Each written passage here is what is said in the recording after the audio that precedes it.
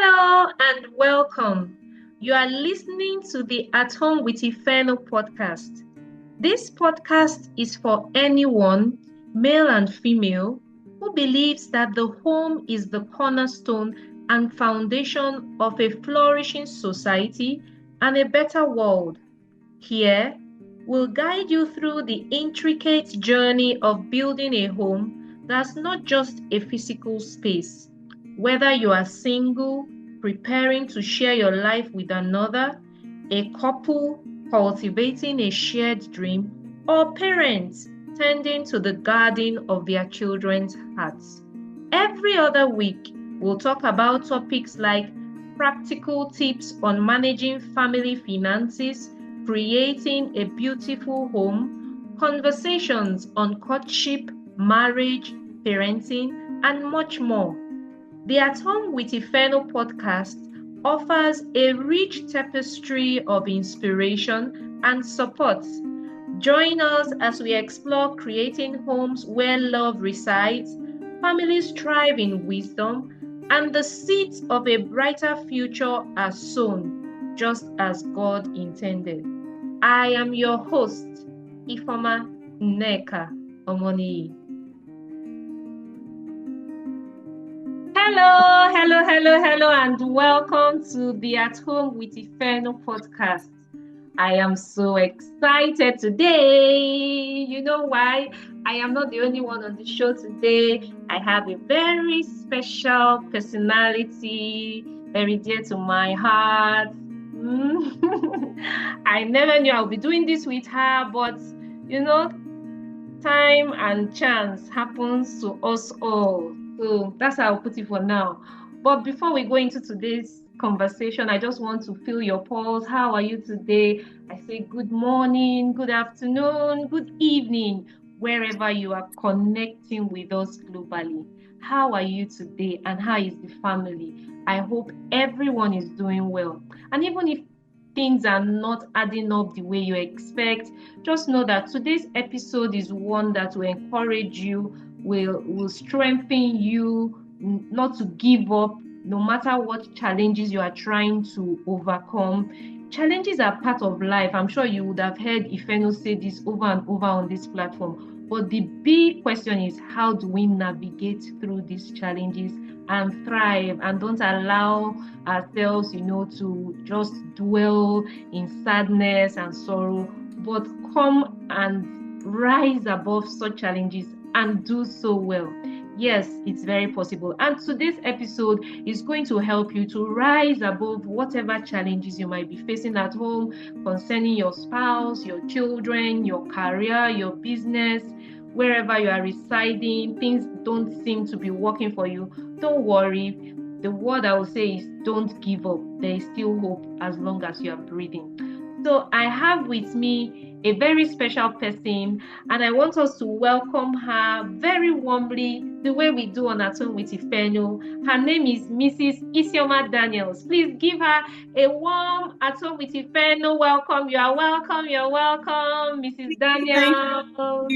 Thank you. I'm so glad to be here. Thank you for inviting me to At Home with Ifeno. I am excited. And I'm also excited about the topic we'll be covering today. I hope I do justice to it.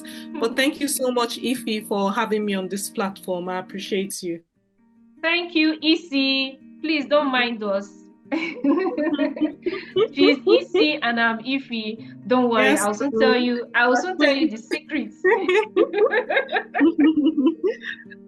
Okay, so you're welcome again, Isi, to At Home with Ifeno. What do you do to relax, Isi? Because I know you do a lot of work, and today's topic is one that I'm sure your relaxation tips will help people concerning this area of their life. But can you just share with our listeners what you do to relax? Yes, I'll be happy to share that. So I'll say the first thing is cooking. And I'm sure some of you may be like, wow. And yes, cooking is not a chore for me. In fact, the kitchen is my happy place. You can call me or wake me at any time of the day and say, Isi, can you come and cook? And as long as you have all the ingredients, I would be happy to do that. So I always tell people cooking is like my therapy. It makes me relax. It makes me happy. I like seeing people eat, and I also like cleaning up after cooking. I always say, leave the kitchen like nothing happened. So cooking, cleaning, looking back, I feel very proud of myself. I would also say reading. I read a lot of books. I love reading. I've always loved reading. And I would say a third one is walking. I walk 11,000 steps every day, first thing in the morning from 7 a.m. to 8 p.m. And the days when the weather is not too good and I can't take a walk outside the house, I try to walk within the house, dance, just to get those steps. Because I find that even when we're on holiday, I find that if I don't do my walking in the morning, it affects my day somehow. And for me to get back on track, I have to do those walks. So it's like part of me already. So I would say walking, reading, and cooking. Yes. Wow. It's not surprising to me for that cooking one, because I've known Mrs. Daniels for a while now. Like I said, don't worry, you'll get to know why I said that. So for the cooking one, and interestingly, when she talked about that walking inside the house, even if she doesn't go out. I saw her do it one day. It happened one day. She happened to even visit me, and I was just wondering why somebody would be pacing up and down in her room, and she was looking at her smartwatch, and I was counting like, the steps. Yes, and I was like, what is this one? So she's actually telling you what she does, and I can confirm that it is true because I have seen her do that. So thank you. Isi is encouraging us to move our body. Move your body. When last did you move your body, dear listeners? We need to move our body, so that we'll have a healthy body and be able to take care of our loved ones and do what we desire to accomplish. So thank you for sharing your relaxation tips. And like Isi said, if you are looking for someone to do the cooking, I don't know where you reside, because where you reside might determine if she can do that for you. But I'm sure she will talk about that when we get to where she tells us what she does. And she will be happy to do that for you if you reside in her territory and her location. Thank you. So to start our conversation for today, I'll start with this question that says, what is mental wellness? What is mental wellness? And our topic again for today is mental wellness starts at home. So, Isi, over to you. What is mental wellness? Okay. Thank you very much, Ife. So before I define mental wellness, I think it is important to talk about mental health, which is the commonly known term amongst so many of us. So I'm quoting World Health Organization's definition of mental health. You can refer to it at your free time. So WHO says mental health is a state of mental well-being that enables people to cope with the stresses of life, realize their abilities, learn well and work well, and contribute to their community. So that is the definition of mental health from WHO. But we are talking about mental wellness today. Now, before I also go into mental wellness, it is also key to look at the opposite of mental health, which will be mental ill health. Now, who defines mental wealth as the ability to cope with the stresses of life? So it is established that in life, we will go through some form of stress. So the ability not to cope with those stresses is what we can term as mental ill health. And you can see that manifest when people are always anxious, they're always angry, they are fearful of things that are going to happen, they are very confrontational. So those are the small signs of mental ill health because they are not coping well with the situation. And it can start from little things. Someone cuts you in traffic, you calm down, you start shouting, the next thing you smash their mirror, you can't control your emotions.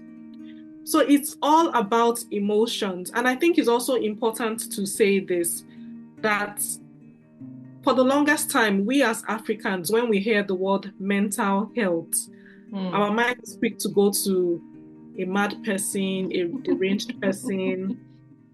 That is not what mental health is, you know. Mental health is all about your emotions, the ability to cope, the ability to manage them. And when you can't manage them, it leads to mental ill health. And for some people, mental ill health is so bad that they have to take medications, you know. Wow. So let me not go deep into that. Let me come back to the question that I was asked. What would you define as mental wellness? I just thought it was important to lay that foundation. Now, mental wellness is simply about coping with everyday life. Like I said earlier, from the definition of the World Health Organization, there are times in life when we would go through stress. We can't run away from it. And the funny thing is that sometimes stress can come from a good place. You know, a woman just has a baby, the mom comes to do a mugwo, mom goes back. This is her first time of having a child. She doesn't know how to cope. She becomes stressed. People move location, they're trying to settle in, they're trying to make friends, they are anxious, would they accept me, would they like me? They become stressed.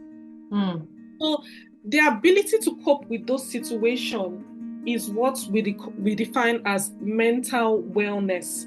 And how do we cope? We cope with the resilience that we have built up. Now, everyone's resilience level is different.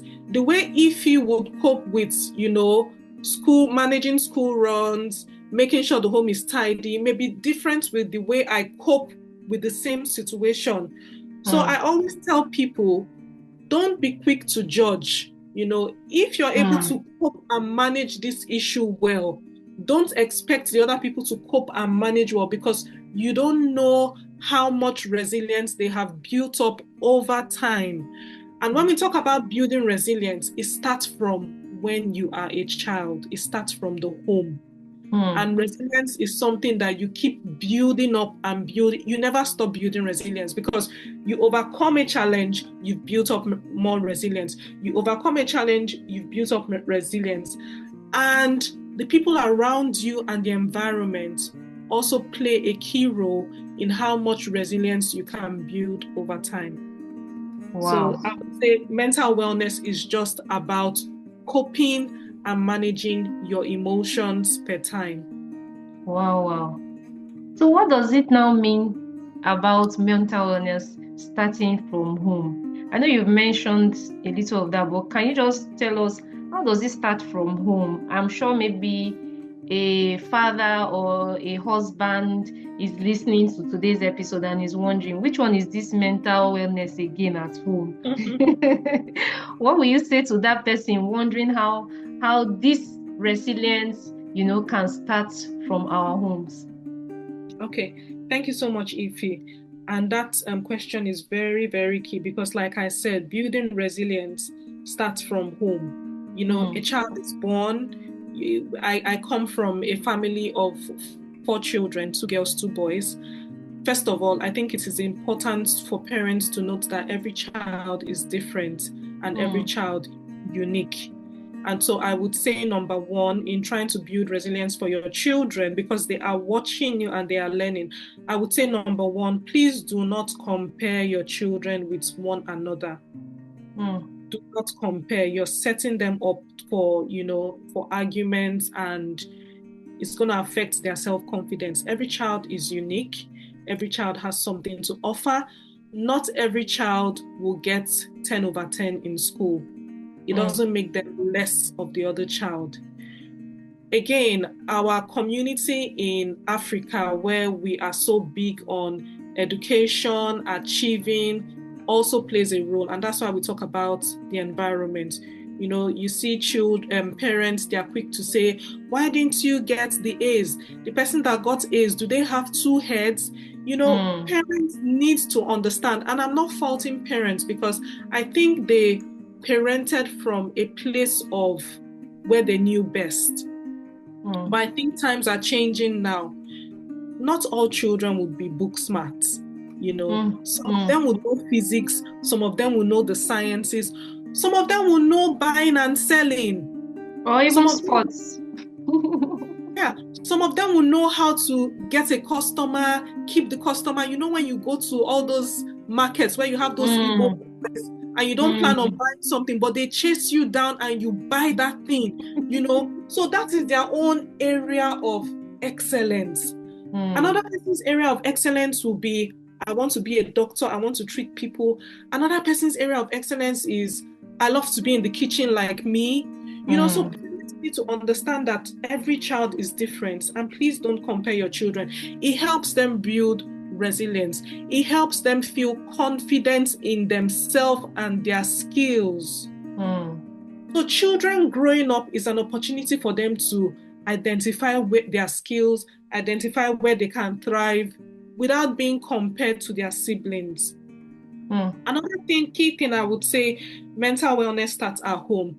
Please allow your child to express themselves. They have a voice. Again, the environments we grow up in Africa, we can say it's patriarchal, where the men, all the decisions come from the father figure, and even where the child is saying, oh, daddy, no, I don't think this will work for me. I don't want to study engineering. I want to make clothes. And the father is like, what do you mean you want to make clothes? My family is a tailor. How would you, the father goes on and on and on and just silences the voice of that child, kills the passion within that child, forces the child to do what they don't want, and they end up in a job they hate, or it ends up breaking the relationship with father and child.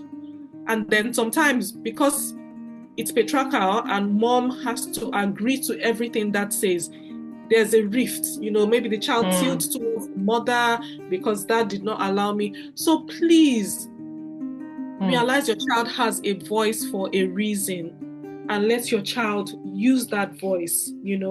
I'm not saying you shouldn't support your child to be the best they can be, but everyone is unique in their own way.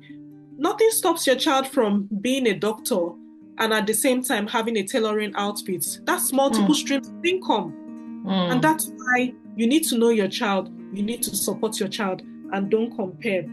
I would say another thing about mental wellness starting from home is realizing that it's not just about sending your child to the best schools and then sending them to lessons, extracurricular on weekends. Please be present for your child. You are your child's role model.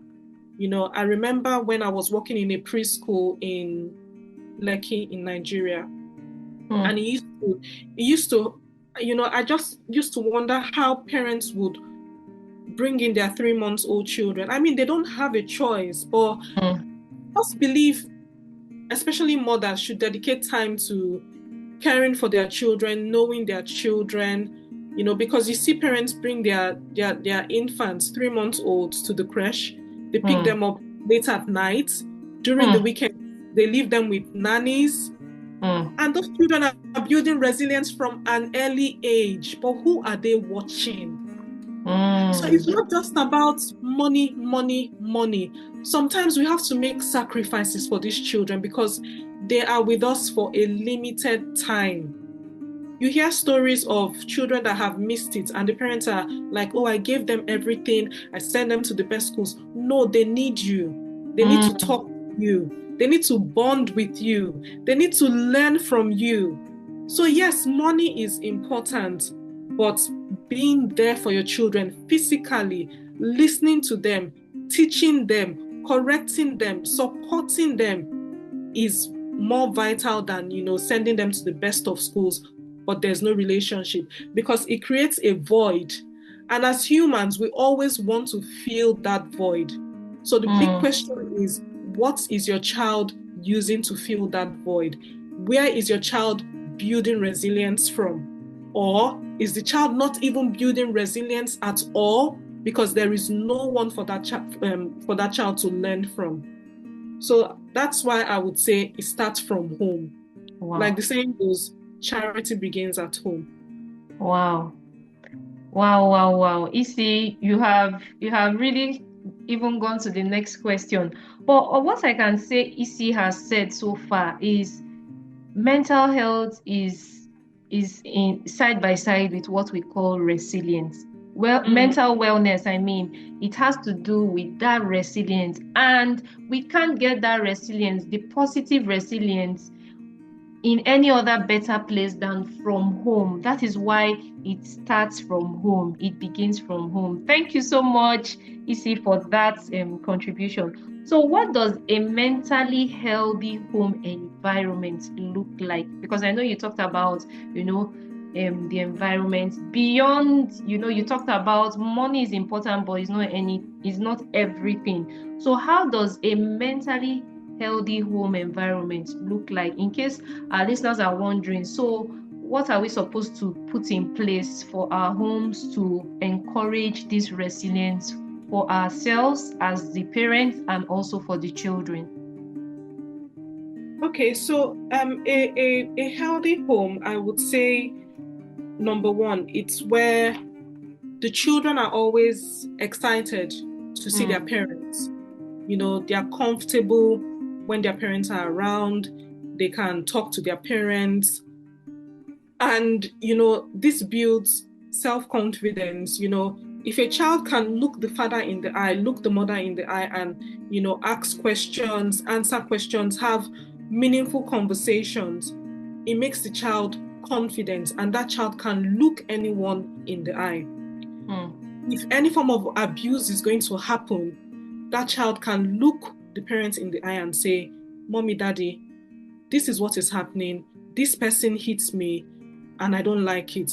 Or this person touched me and I don't like it. So there's that openness, there's that confidence that I can approach my parents at any time and they would listen. They would listen to me. Listening is very important because some parents are there, but they don't listen. And they don't listen for different reasons. They don't listen mm, because they're on social media. mm, If they are busy scrolling through. They don't listen because they work from the office, they bring the work back home, and they keep working. The children are knocking on their door. They're like, I'm busy, I'm busy, I'm busy. Go and play with your iPad. Go and play, So they are there, but they are not there. mm, So the parents have to be present, and the children should have that confidence to know that I can approach my parents. It's a home where if I visit with my children, I would mm, want to go back there because I saw something there. I was comfortable there, because there are some places you go to, the atmosphere, that mm, there's something wrong, the way mm, father and mother are looking at themselves. Because mm, parents have issues, we quarrel, but somehow when people are mm, there, they're able to manage it well and you don't know, you know, mm, and it tells you about the relationship. But for some people, once you enter, you just feel I've walked into a war zone. Nobody tells you, mm, but you know. mm, So it's not about the aesthetics, the beauty of the house, it's about the reception. And when you mm, go into a home where everyone is happy, you want to come back. You want your children to come back. You want to be friends with those people. And then the kind of words we use, the kind of languages we use in a mentally balanced home, you would find out that they are always positive. They're mm, always encouraging one another. Even when things don't go well, the child goes to school, comes back with a result that is not too good. The parents will be like, oh, this is not acceptable. How can we help? How can we support? Do we get a lesson teacher? Do you mm, need to cut down on the hours you spend on your device? So you've scolded the child, but you're also looking for a way forward. You mm, don't just scold the child, you're useless, your child, that your mates are doing well, you will result to nothing. Oh no, please don't do that. I am very big on using positive words. In mm, fact, I had a very close friend, we used to, maybe I need to go out and drop my children somewhere. I would take my children to her house and vice versa. She would bring her children to my house. But I wasn't comfortable with the kind of language she used to use on her children. Her mm, daughter does something wrong. She'll be like, are you okay? And I'll look at my friend, I'll be like, why are you asking her, are you okay? You know she's okay. When I'm asking her if she's okay because she did this, she should just answer whether or not she's okay. And she kept on doing this. She would ask her child, what is wrong with your brain? Are you functioning well? And I was like, no, because I don't want those kind of words to be used on my child, because if my child does something wrong, there's every probability that you would ask her similar questions. Are you okay? But you know my child is okay. And gradually I just stopped taking my children there. The relationship became a bit formal. We were not so close anymore, but I had to be intentional, because I said I don't want to expose my children to this kind of environment. So I would say the environment alone, it's somewhere that is peaceful, calm. The children are very open. There's open communication, And I think the beauty of that is, if your child can look you in the eye, converse with you, then they can do that with anybody they see, which would help them build resilience in the long run. So how can listeners, especially from our African descent, how can they draw the line between confident and resilient children, and that notion that makes it look as if the child is rude or too, as in they can even use the phrase, this one has opened eye or something like that, So what will you say to people like us and the environment we have grown in evolving to something that we will not replicate the mistakes that we have experienced? How do you help parents that are listening to them and saying, Isi, this your suggestion, it will not work, because my child will now be talking to me anyhow? What will you say? What will be your advice to such parents or listeners? Thank you, Ife. So yes, I'm preaching an open door policy between parents and children, but it shouldn't take away who is in charge in the home. And I'm preaching because I have seen it. It's like a tested and trusted advice that yes, let your children be open with you, but at the same time, let them know who is in charge. Now, remember the example I used about a child that, didn't do well in school and has come back home. The parents are angry. Why didn't you do well? Why didn't you get A's? You would amount to nothing. I'm seizing your device, and, you're not going out for the next 1 week. You're grounded, and pushes the child aside, So the parent has listed all the things that you've done wrong and just put the child aside. So you've communicated, which is parenting. Then on the other hand, I talked about the parents that would list out all those things and say, okay, what can we do to make it right? So when you're looking at the other side of the coin, yes, you have done wrong, but we can't leave it there. What can we do to make it right? Because eventually we have to make things right. So you correct and you still bring back at the same time. How do I put this? You don't just so the child brings the results, and you don't just say, oh, you didn't do well, we'll get a teacher. No, let the child know what they have done wrong, and then tell them what they can do right. So that way they know that, yes, my parents have seen that, I didn't get it right in this instance, but they've also encouraged me that there is a way I can go about it. What I am preaching is that discipline and love can go hand in hand, because parents, most of our African parents, believe discipline and love cannot go hand in hand. I should just discipline, keep them on the right path, keep them this, be strict. And I mean, it worked for some of us.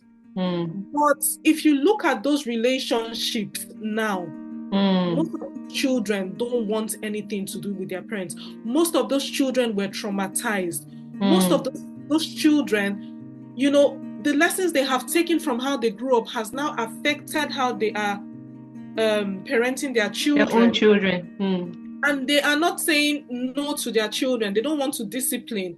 So that's another end that has affected them. And they're saying yes, yes, yes, yes. And they're raising children that are not well balanced, because there has to be yes and there has to be no. So what we are trying to preach is that balance. When you're loving them, know that there's someone still in charge. So you can love them, and you can still take their gadgets from them to make them understand who is in control.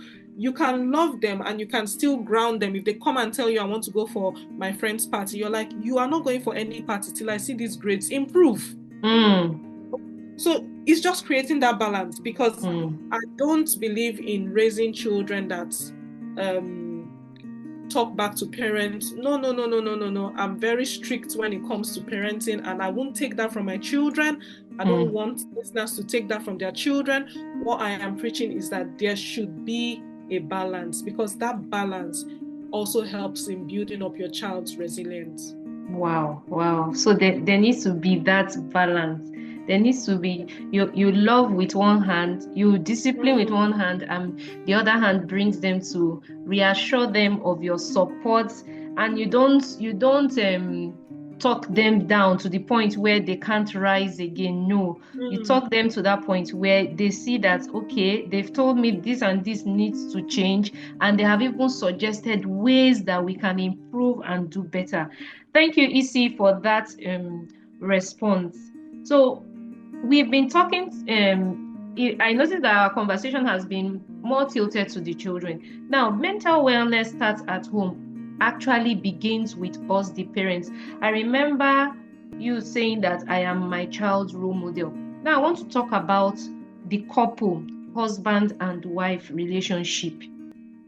How can you encourage couples? Because marriage comes with everybody, that's the husband and the wife, they have expectations, even expectations they didn't even express when they were about getting married. And now we are married and we want to stay married.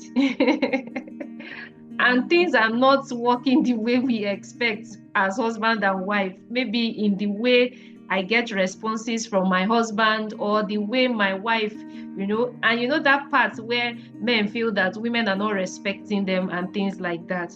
So I want you to talk to couples now about this, why this mental wellness is very key for us as couple. I want you to talk to us, the married people, concerning this mental wellness. Okay, thank you, Ify, for that. So yes, mental wellness starts from home, and it starts from the couple.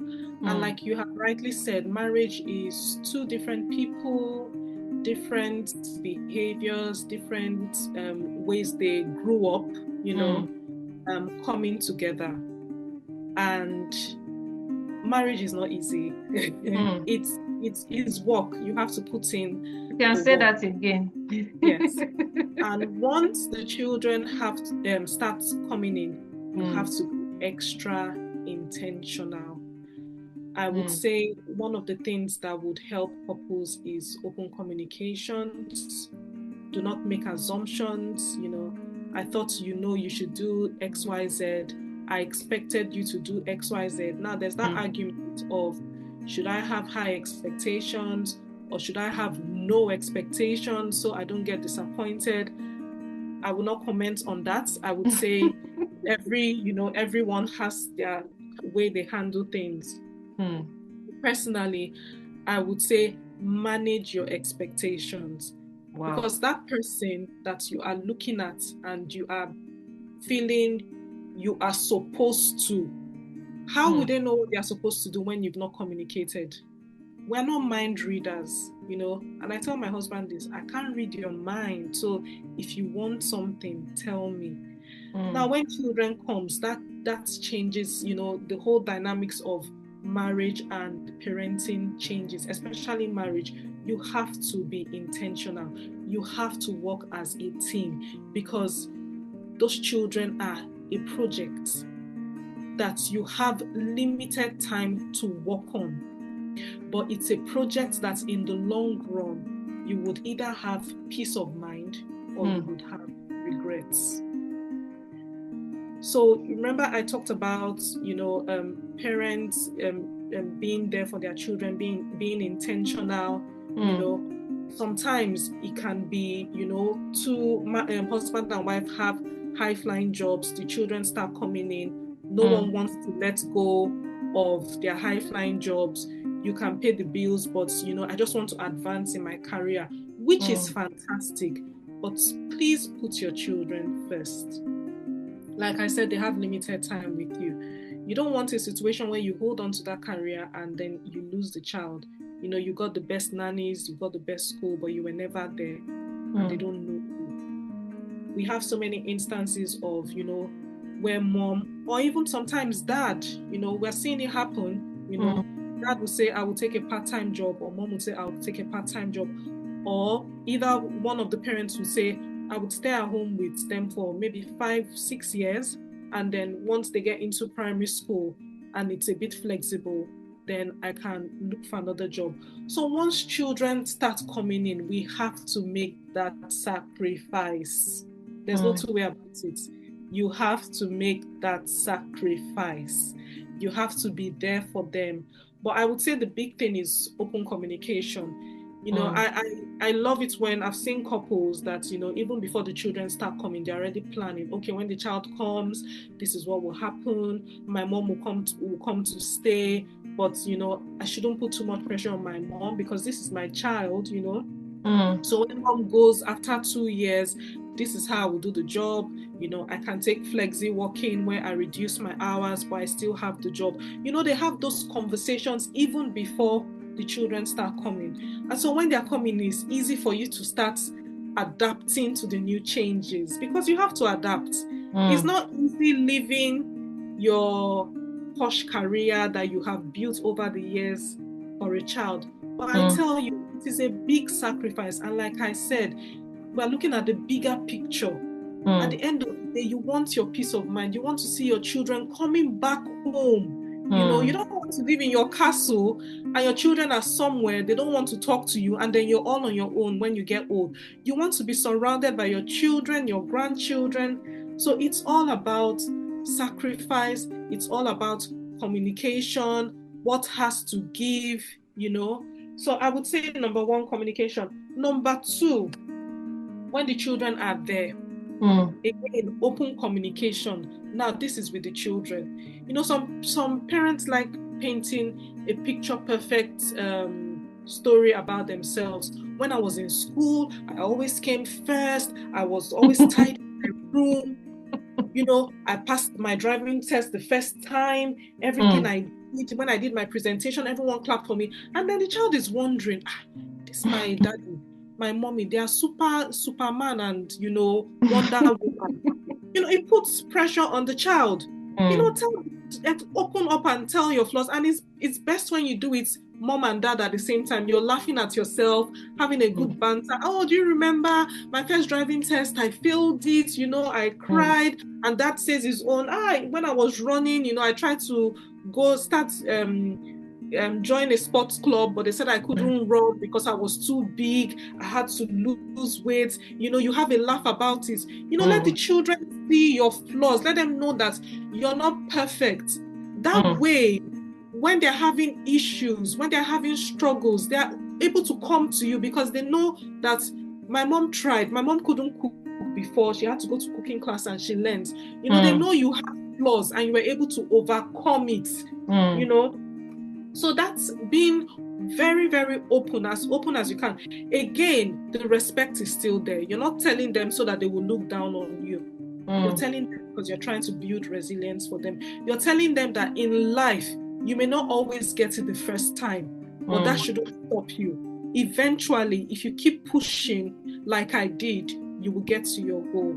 So I would say for couples, please have open communications. Be able to look at yourself, laugh at yourselves, make fun at yourselves in front of your children. It helps them. It helps them because that way they are not too hard on themselves. And then be there for your children. Stand up for your children. Especially in the times when they are down and they need you the most. When they've done something, I'm trying to think of an example. say let's use the education side. They try to write an exam, they didn't do well. We talked about using negative words. Yes, you have used the negative words, but how can you bring them back to you? Don't leave them down there. Pull them back up and do it together. Whatever you're doing for the children, try and sing from the same hymn book. Let dad not scold the child, and then mom calls the child behind dad and says, "Oh, don't mind your daddy, you will find something." No, no, no, no, no, no. Please let us together, because we are a team, husband and wife. We are a team. So whatever you're doing, as much as possible, don't push everything to mom or push everything to dad. Some families, they would say, when I was growing up, this is how my mother did it. But I'm not your mother. We are now a team. Let us find the best way we can do it that would work for the children. So I think, in a nutshell, work together as a team for the good of that child. Work together as a team. Mental wellness starts at home. Okay, so could you just share some long-term effects of family dysfunction on the mental health of family members? Okay, I think I've talked about this, but I would share, yeah. So some long-term effects of family dysfunction, I would say the number one thing is that the family relationship is broken. You find that children don't want to come back home. And even when they come back, it's because they were forced to come back, or they're just doing it out of respect. There is no genuine love. And I mean, we're humans. There's a limit to how much we can pretend. Eventually, you as the parent, if you're forcing your child to come home, you would know that this child doesn't want to come, so let me just let them be. And there's nothing as painful as you believing you have invested in your child, and then the child wants nothing to do with you. So I would say it creates a rift. And if you have observed from what I've been saying, I keep saying long term. So what we are doing now would play a major role in how this is one another in the future. So I would say long term, the relationship long term, how will it be if it's dysfunctional now? Then another issue that would come up is the blame game or guilt tripping another. Well, like, you're not grateful, the parent is telling the child, you're not grateful, I did what was best for you, trying to make the child feel guilty, and then the child is also fighting back, or sometimes the child doesn't fight back, they just stay on their own, and they're like telling other people, I was traumatized, I didn't like the way I grew up in fear, I grew up anxious because my parents were always angry with me. And I would use this to go to the third response. When a child feels that way and cannot even open up to the parents, it affects their relationship. It affects their relationship at work. They feel they're not good enough. So they're always trying to please people. So people would be happy with them because they grew up in an environment where no one was ever happy with them. So they're trying to please people. And the danger of that is that people would take advantage and want to use them. So that is more trauma, so the child has gone through trauma as a child. You're trying to redeem yourself. You're going through more trauma as an adult. That is not good at all. And then it also affects relationships. Say that child wants to have a boyfriend or a girlfriend. The same thing. They're always trying to please people. And that is the most dangerous space to be if you're going into it, because if you get people that take advantage of you, they introduce you to drugs, they introduce you to, behaviors that, you don't want to go into. And because you don't want to say no, you want people around you every time. You're not confident in standing on your own, being yourself. Some people, they, with or without anyone around me, I am a happy person, because I believe in myself, I love myself. Some people, if there's no one around them, they begin to panic. And when someone comes around them, they try to latch onto them, hold on to them, and in the process, do whatever that person wants. And that is when abuse comes in. That is when you have men or women fighting their spouses or their boyfriends or girlfriend. That's why you hear so much of domestic abuse. Yeah, that's the word I was looking for. Domestic abuse, because they are trying to find the love they never had as children. They lived in an environment where they couldn't build any form of resilience. So their emotions are in overdrive. They're always fearful. What if this person leaves me? What if I get it wrong? Will they shout at me? I need to do everything this person says to keep this person happy. So if your children are growing up in a dysfunctional family, this is what may happen to them eventually, because resilience wasn't built up. Instead, they were put down, put down, put down. So you cannot overemphasize the importance of self-confidence in children. And self-confidence can only come when the child is in a mentally stable environment. So you don't want your child to be taken advantage of, So I think dysfunction, it never leaves people, except that child comes in contact with very, very good, honest people that, that they are vulnerable. They don't take advantage of their vulnerability, but they try to support them. And we're grateful for people like that, because you see some people, they just want to help you. They just want to build you. They just see the beauty in you, and they stay with you through all the hard times. But how many people do we have out there like that? And what are the chances that you would come across those people? And that is why it is good to raise self-confident children that will turn into adults that can stand for themselves, speak for themselves, look at anyone in the face, challenge, status quo, and say, you cannot bully me. You cannot treat me this way. My parents showed me love. My parents, it wasn't about love, but my parents hyped me. You are the best. There's no one like you. You can do all things. The power of positive words. There's nothing like having children that are well-rounded in, mental wellness that can fit the future. Because at the end of the day, you are training your children, because eventually they will go out into the world.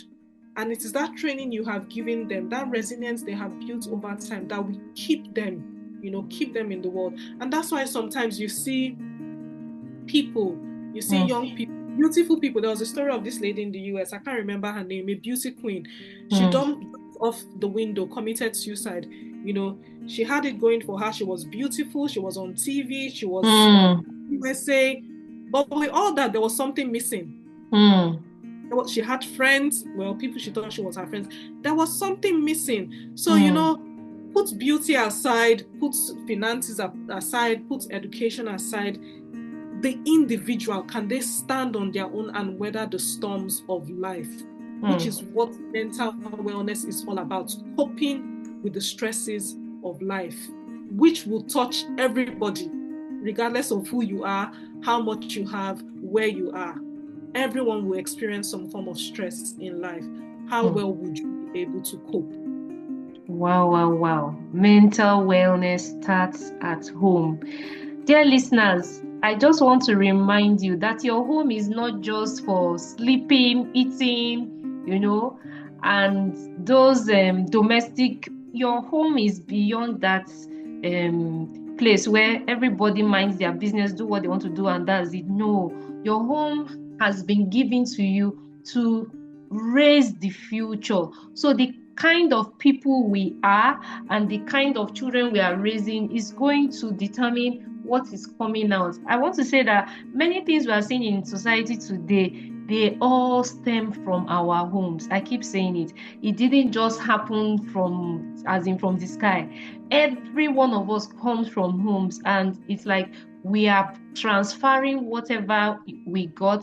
Some of us have dropped the baggages and we have lightened ourselves so that we don't pass it on to the next generation. So our mental wellness is not about being mad or not being on the streets. It is something about coping mechanisms which has to do with building resilience, and our children need to see us help them to build this. Thank you so much, Isi. It has really, really been an interesting time. So I've come to the time where Mrs. Daniels, also known as Isi, is going to tell us about herself. So let me just tell you a little about this VIP guest I have today. First of all, I want to say she's my sister. Hey, hello, sis. My sister, as in, this one is not because I know somebody will say, sister Ify. So am I not your sister? So no, this is that she is my one and only sister from the same father and mother. So remember, she said she's from a family of 2 boys and 2 girls. So I am one of the 2 girls that she was talking about. We are the 2 girls. And it is really interesting, having this episode with her. As I was about coming to have this episode, I was telling my children, I said, it feels somehow doing this. And my son said, why does it feel so much? I said, I've never had any episode with somebody this close, but it's something that is beyond just she being my sister. I just believe what she came to share is very, very critical. So she's my biological sister, the only sister I have. And there are very interesting things about her. So when she talked about that cooking, you know that what she said is very true. She might not be good in sweeping or whatever, but that kitchen work, she's very good at it. She's very, very good at it.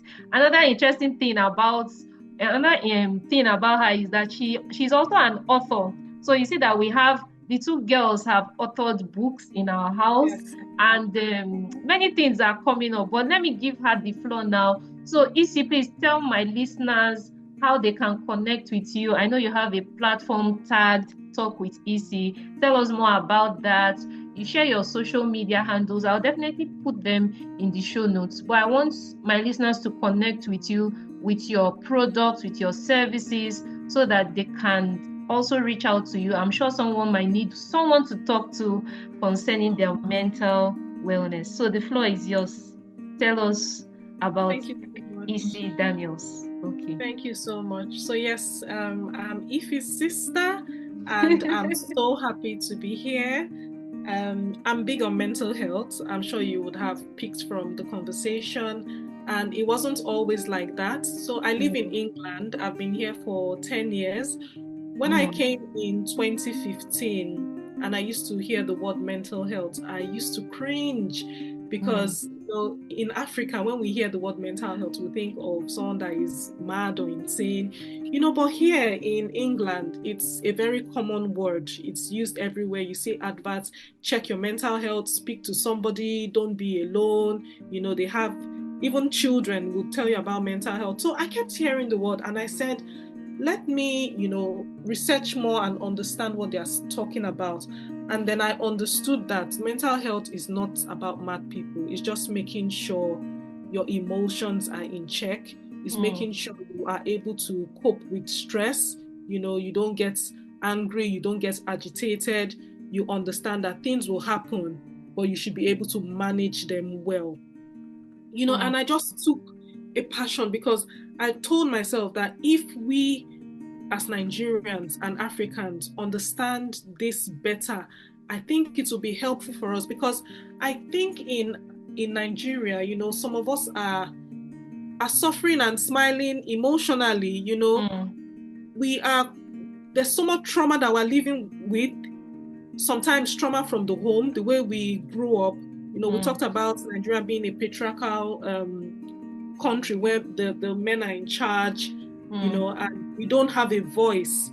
And we grew up in environments where, I had a very, very wonderful childhood, but for some people, they grew up in an environments where they were constantly compared, or the parents kept insulting them, coconut head, why are you not doing well?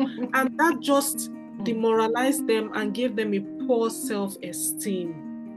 And so that's where my passion comes from, that if we can educate our people about the power of words, if you can educate our people about the power of speaking out, because most mental health issues, like anxiety, fear, depression, which is very common, is because people are keeping things inside and they're scared to talk. They talk to their pastor says, it is well.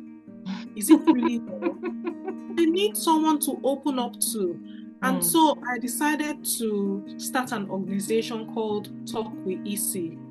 And it's just a listening service. You come, you talk, I listen, and then together, not just me, both of us, you and I, I and whoever is opening up, we will find ways to build your resilience. We will find ways to make you believe in yourself again. We will find ways to, for you to see life in a positive note. When they talk about the glass half full, half empty, I always see it as half full, and, it's just about, there's so many things about myself. I never believed I would be speaking publicly because I grew up very, very shy. And I really didn't have anyone to push me and encourage me to say, Isioma, you're intelligent, you're smart, you can do all things, and I don't fault anyone. But now I look at myself in the mirror every day and I'm like hyping myself. Isioma, you're beautiful. You can do everything. You're the smartest. You're the prettiest. In the crowd, they will select you. Whether you believe it or not, that is your business. But for me, this is how I hype myself every day. And this is how I also hype my children, So Talk with Isi was just born out of helping men and women and children realize that you are beautiful, you're smart, you're intelligent, you can do all things. Don't put your head down. Don't be moved by what people say about you, by the negatives. There is something beautiful and positive about you. So my website is www.talkwithisi.com. You can go on there. I have an Instagram page, Talk with Isi. You can also go on there. And I mean, if he's my blood sister, you can also contact her if you want to connect with me on a more personal level, emails. I also have books. They are on my Instagram. Your bio is on Instagram. Is it on Instagram there? Yes, my bio is on Instagram, and I also have some blogs on well-being on my website, www.. Yeah. Okay. I'll put all her links, and then she, like I said, she has also authored, she has books. She has one that anyone that is young at heart, it has to do with getting wiser in 31 days, which also talks about. You said, what did you say? Sorry. I wanted to say that's on Amazon. Wiser in 31 days, yeah. Yes. So I'll put all that on the show notes. So like she said, if you want someone to listen to through her website, so you see how you can reach her for a counseling session. I hope I'm right with that, Isi. Yes, I'm into counseling and mentoring. Sorry, okay. Yes. So that is that for that. And maybe when you get to talk with her, you can talk about cooking. I'm sorry, I didn't add because I trust that this recording will go far. We also, so I live in England, but I come back home to Nigeria often. One of what we are hoping and planning to do is partner with organizations that are key on supporting their staff. Sometimes your staff comes to you, they have issues, you refer them to HR. HR are not mental health experts, so we can come in as external staff. We can do one-to-one, we can do it virtually, just advise your staff. We also offer those services, and we offer services where we partner with organizations to give back to the community, because that's a way of boosting our own self-esteem and well-being. When you have and you give to people and they're happy and grateful, it makes you happy. So we also offer those services too, where we reach out to the vulnerable to support them in one way or the other. So yes, if you're an organization and you're looking to partner with us, we are grateful and we are open to that. Yes, and I believe doing that will also increase productivity of individuals or organizations that are thinking about that. So please just click on Talk with Isi's website, which I'll add to the show notes. And I believe you are in safe hands, and it promises to be a rewarding time once you connect with her. So, in closing, Isi, what will be your 3 wisdom nuggets or 3 tips that would help us as families, as homes, to nurture relationships that can enhance our mental wellness? Okay, so I would say 3 tips is being intentional about prioritizing your own mental well-being. So you need to put yourself first. Mom needs to put herself first. Dad needs to put himself first, because you cannot pour from an empty cup. So putting yourself first, look at yourself as an individual, not as a husband or a father, not as a wife or worker. Look at yourself first and, ask yourself honest questions that only you can answer. Am I happy? Am I happy where I am? If I'm not happy, why am I not happy? Is it my job? Is it my relationship? Am I under pressure from family? What is going wrong? Those are questions that you can answer. And then when you answer those questions, look for ways to turn those things around. Look at yourself and see yourself as an important person. I'm important, I'm needed, I'm wanted.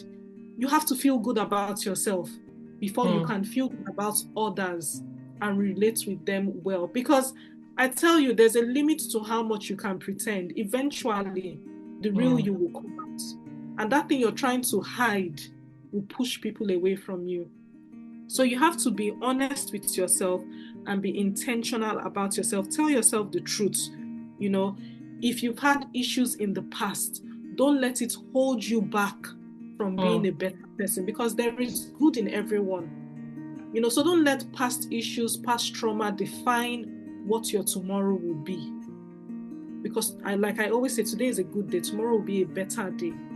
So be intentional and be honest with yourself. That's number 1. So, and then the second one is that realizing that no matter where you are, your age, your status, we are still learning, we are still growing. They say knowledge is power. So pursue knowledge. If you remember that I said this mental wellness thing I'm doing, it came from a place of passion and knowledge to understand what really mental health is. So don't always feel like I've arrived, I'm comfortable, I have everything I want. There's still something out there. There's still something out there that you can use to improve yourself, improve the life of others. And most importantly, people will look at you and they come to you. Because in my office, people always come and say, oh, Isi, you have no issues, you're always happy, you're always... And I'm like, I have issues, oh. I get that remark a lot. You have no issues, you're always happy, you manage things well. And I'm like, if I start telling you what I'm going through, you won't believe. But I can't let these things take over me. I have to take over them. I have to manage them well. So realize that knowledge is power. Always try to improve yourself, stay relevant. The world keeps changing. Stay relevant. If you need to learn things, if you need to go for courses, and your children are watching you, they see you going back to school. That encourages them that, I can also do better if, my mom is juggling work, this and that, but she's still learning. It encourages people around you. And then I'm a Christian, I'm a proud Jesus girl. I always say that wherever I am. So I would say I'm a Christian. Maintaining my walk with God has also helped me to, build that mental, because I would say most of the positive quotes that keeps me going is from the Bible. I can do all things through Christ who strengthens me. I'm fearfully and wonderfully made. God says I should fear not. So I am big on serving God. I am big on knowing God for yourself. Yes, I love church. Yes, I appreciate the pastors, but it is important to have that personal relationship with God. Know God for yourself. Be prayerful. let your children also know God from an early age. That has always been my prayer for my girls. I have two amazing teenage girls, and I always say, God, let them know you, believe you, love you, serve you. It doesn't make us immune from the stresses of life. It just helps us cope, because we know that, yes, we've built mental wellness. Yes, we've built our mental health, but we also know that we have a God that loves us, that cares for us. And yes, today may have been a horrible day, but tomorrow would be a better day. So I would say my faith in God has also helped me, and, would also be helpful for other people. Yes. Our faith in God is where we really draw our strength from. That is the source of what At Home with Ifeno is doing. That's where we got our prompt, our instruction, that encouragement, and that push. And we are grateful. So thank you, EC, for the 3 tips. You said, first, know yourself. Secondly, don't stop learning, keep learning. I never knew I would be hosting a podcast in my journey of life, and I don't know what next is coming. Talk with EC was not on EC's plan from the beginning, but she has found herself here. So you need to keep improving, keep evolving, learning more, getting more informed of the right positive things to help you navigate whatever challenges may come, because they will definitely come. And remember that God is the ultimate. He's the one that strengthens us. Thank you so much, EC, for being here. You see, I almost said Ify. It was really interesting having you on At Home with Ifeno today. And we are really grateful for sharing your time with us, your expertise, and everything you have shared today. Thank you. Hope we can call on you again. I know this is not sister talk, but hope when we need your expertise again, you'll be willing to come and share on At Home with Ifeno. And looking forward to better days ahead for every one of us. Thank you for being here today. Thank you so much. It's been a pleasure, and I hope your listeners find this recording, this episode impactful. And thank you for using this platform to reach out to people. We pray At Home with Ifeno, grows in leaps and bounds, and we wish you all the very best for the rest of the year. Thank you. Thank you. And so, listeners, I say, let's go and make our homes heavens of mental and emotional strength. Thanks for joining us this week on the At Home with Ifeno podcast. Check us out on Instagram at Ifeno17 and on YouTube at Home with Ifeno podcast. Subscribe to our YouTube channel to catch every new episode and leave us a comment so we can build a strong community. See you in 2 weeks' time.